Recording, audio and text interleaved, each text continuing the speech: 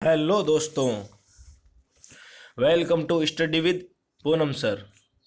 दोस्तों, कल हमने कल क्लास 12th आरबीसी की इतिहास के चैप्टर 1 का पार्ट 1 में लेकर आया था। दोस्तों, आज मैं चैप्टर 1 का ही दूसरा पार्ट लेकर आया हूँ, जो थोड़ा अलग तरीके से नोट्स लिखे हुए हैं और इसमें काफ़ी अच्छी तरीके से विश्लेषण करके लिखे हुए नोट्स हैं।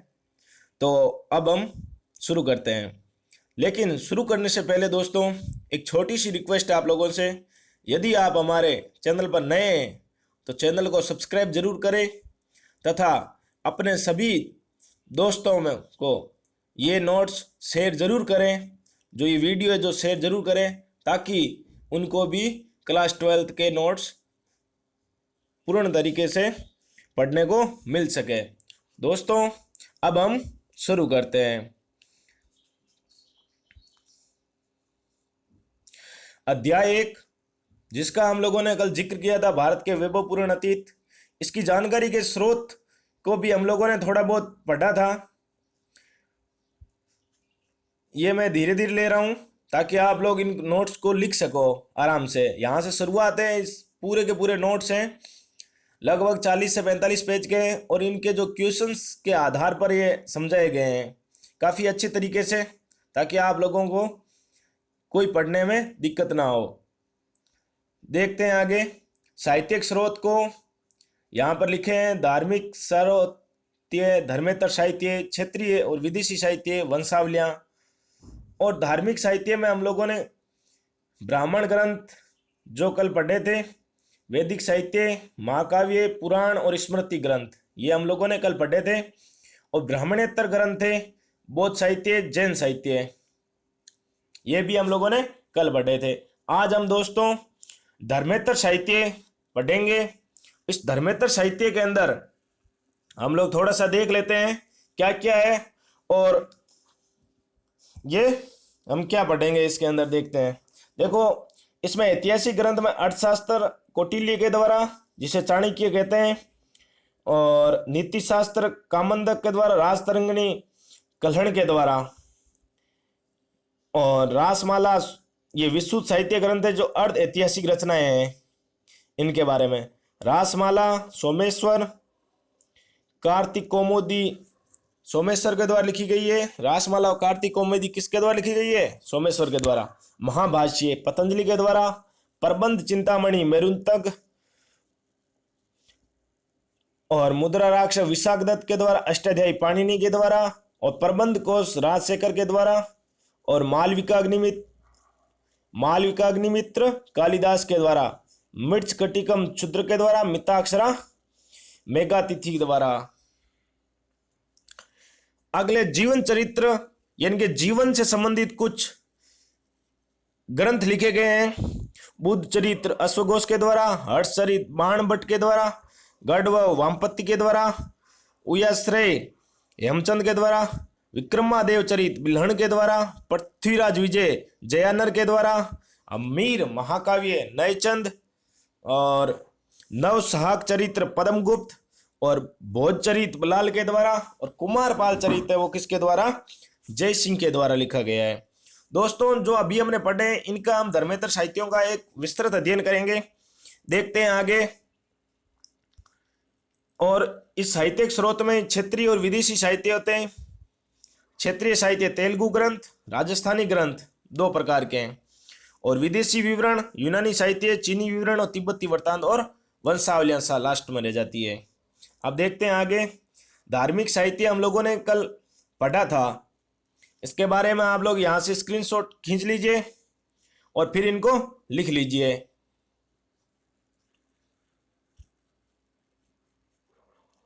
अब आते हैं, एक प्रश्न है जो पढ़ लेते हैं। वेदांग साहित्य क्या है, स्पष्ट कीजिए। ये प्रश्न काफी अच्छा है। वेदांग साहित्य क्या है, स्पष्ट करिए। यह प्रश्न है। वैदिक साहित्य को समझने हेतु या ठीक तरह से समझने हेतु वेदांग साहित्य की रचना की गई। इसके 6 भाग हैं। शिक्षा, कल्प, व्याकरण, निरुक्त, छंद, ज्योतिष। शिक्षा, इसमें वेद मंत्रों का उच्चारण करने की विद्या बताई गई है। अगला आते हैं कल्प। वेदों के किस मंत्र का प्रयोग किस कर्म में करना चाहिए, इसका कथन किया गया है। व्याकरण, इससे प्रकृति प्रत्यय आदि के योग से शब्दों की सिद्धि, उदात्त, अनुदात्त तथा स्वरित स्वरों की स्थिति का बोध होता है। अगला निरुक्त, वेदों को जिन शब्दों का प्रयोग जिन जिन अर्थों में किया गया है उनके उन उन अर्थों का निश्चयात्मक रूप से निरुक्त में किया गया है। यानी कि निरुक्त में क्या क्या है कि वेदों में जिन शब्दों का प्रयोग जिन जिन अर्थों में किया गया है उनके उन उन अर्थों का निश्चयात्मक रूप से जो विवरण है या उल्लेख है वो निरुक्त में किया गया है। छंद, वेदों में प्रयुक्त गायत्री, उष्णिक आदि छंदों की रचना का ज्ञान छंद शास्त्र से ही होता है। दोस्तों, कल हमने पढ़ा था उपवेद की संख्या 4 होती है, आयुर्वेद, धनुर्वेद, गंधर्ववेद और शिल्पवेद। उपवेदों से हमें आयुर्वेद से चिकित्सा, धनुर्वेद से हमें सैन्य विज्ञान और गंधर्ववेद से संगीत का और शिल्पवेद से हमें वास्तुकला का। महाकाव्य, वृहद आकार तथा किसी महान कार्य का वर्णन करने वाली काव्य रचना को ही महाकाव्य कहते हैं। कल हम लोगों ने इसकी परिभाषा नहीं पढ़ी थी, सो आज हम पढ़ लेते हैं इसके बारे में। वृहद आकार की यानी कि बड़े, वृहद यानी बड़ा, यहां पर वृहद का अर्थ है दोस्तों बड़ा। किसी महान कार्य का वर्णन करने वाली काव्य रचना को ही महाकाव्य कहते हैं। महाकाव्य विश्व के प्रत्येक प्राचीन देश की सभ्यता संस्कृति की अभिव्यक्ति का प्रबल माध्यम रहा है। भारत में संस्कृत तथा अन्य भाषाओं में अनेक महाकाव्यों की रचना हुई है। भारत के महाकाव्यों में वाल्मीकि रामायण, व्यास देवपामुनि द्वारा रचित महाभारत, तुलसीदास रचित रामचरितमानस आदि प्रमुख ग्रंथ है। अगला प्रश्न है हमारा, पुराण क्या है स्पष्ट कीजिए। पुराण क्या है? पुराण का शाब्दिक अर्थ होता है प्राचीन आख्यान या पुरानी कथा।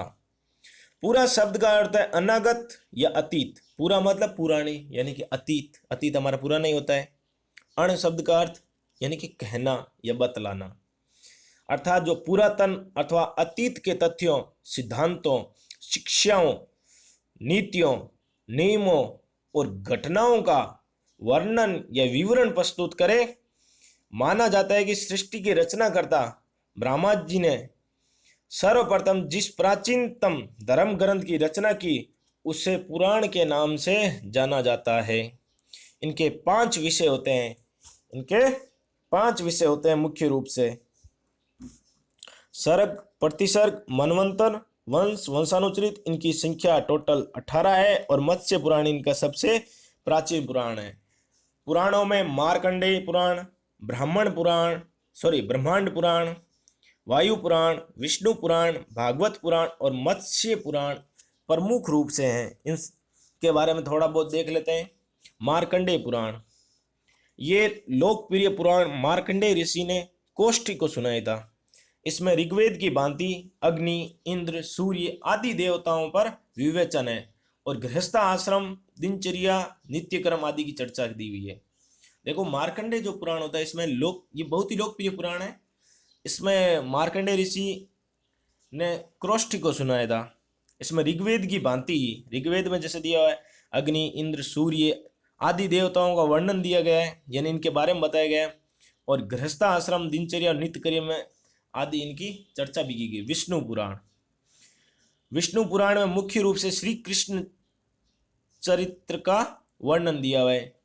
और वायु पुराण, इसमें सूर्य, चंद्र, ग्रह, नक्षत्र, ज्योतिष, आयुर्वेद आदि का वर्णन किया गया। भगवत पुराण, इसका मुख्य वर्णन विषय क्या है? भक्ति योग है, जिसमें कृष्ण जी को सभी देवों का देव और स्वयं भगवान के रूप में चित्रित किया गया है। आगे देखते हैं स्मृति ग्रंथ। वेदों के उपरांत विभिन्न ऋषियों द्वारा स्मृति ग्रंथों की रचना की गई। इसमें मनु स्मृति और याज्ञवल्क्य की स्मृति प्रमुख है। ये तो हम सभी जानते हैं कि वेद ही हिंदुओं के धर्म ग्रंथ है। वे चार है, ऋग्वेद, यजुर्वेद, सामवेद और अथर्ववेद। उक्त चारों वेदों को ज्ञान को व्यवस्थित तथा विषयबद्ध कर ऋषियों ने लोगों को समझाया। जिस ऋषि ने वेदों के ज्ञान को अपने तरीके से लिखा, उनके नाम पर एक ग्रंथ बन गया, जिसे ही क्या कहते हैं, स्मृति ग्रंथ कहते हैं। ये स्मृति ग्रंथ की एक परिभाषा है छोटी सी, आप लोग लिख लेना।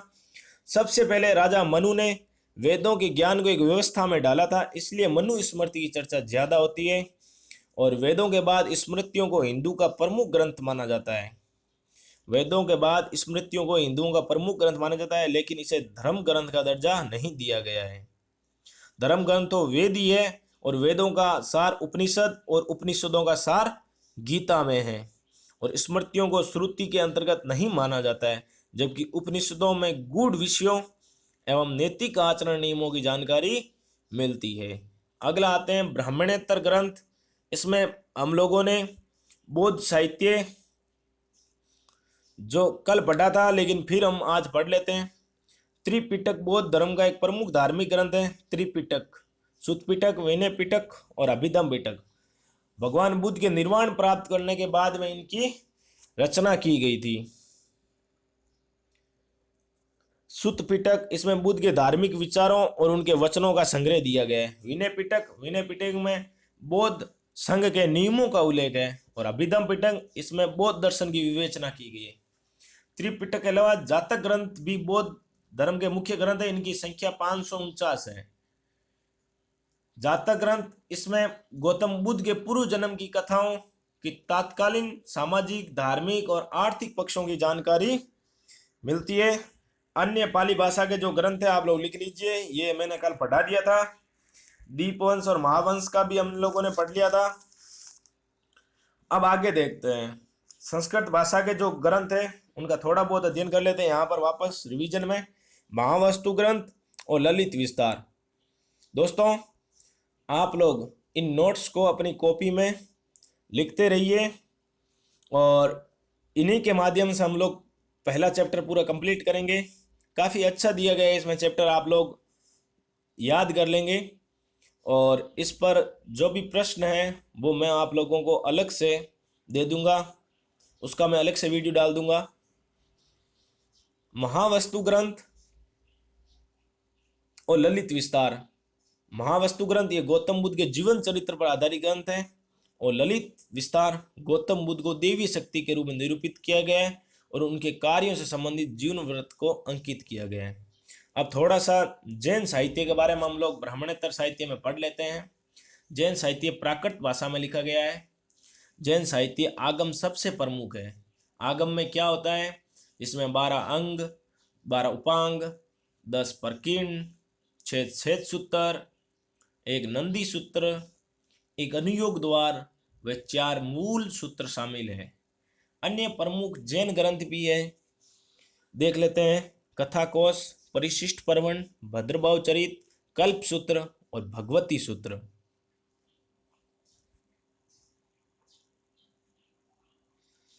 आगे देखते हैं कथा कोश। उसके बाद में परिशिष्ट पर्वण, इसमें तात्कालीन राजाओं और जैन मुनियों के संबंधों के बारे में जानकारी मिलती है। और भद्रभाव चरित्र में इसमें जैन मुनि भद्रभाव के साथ ही चंद्रगुप्त मौर्य के जीवन के अंतिम समय की घटनाओं की जानकारी मिलती है, और इसे भद्रभाव ने लिखा था। कल्प सूत्र नामक ग्रंथ जैन ग्रंथों में तीर्थंकरों कौन कौन से, पार्श्वनाथ, महावीर स्वामी आदि का जीवन चरित्र वर्णित है। भगवती सूत्र, इसमें भगवान महावीर, उनकी चर्चा, उनके उपदेशों तथा तत्कालीन राजा राजकुमार, उनके युद्ध आदि का संपूर्ण वर्णन है। आचरांग सूत्र, इसमें जैन साधुओं के आचार व्यवहार से संबंधित नियमों का संकलन किया गया है। आगे देखते हैं धर्मेत्तर साहित्य। यहां से हम लोगों को आज स्टार्ट करना था, लेकिन हम थोड़ा बहुत पिछला भी पढ़ लिए थे, इसलिए आप लोग इन नोट्सों को लिख लेना अपनी कॉपी में।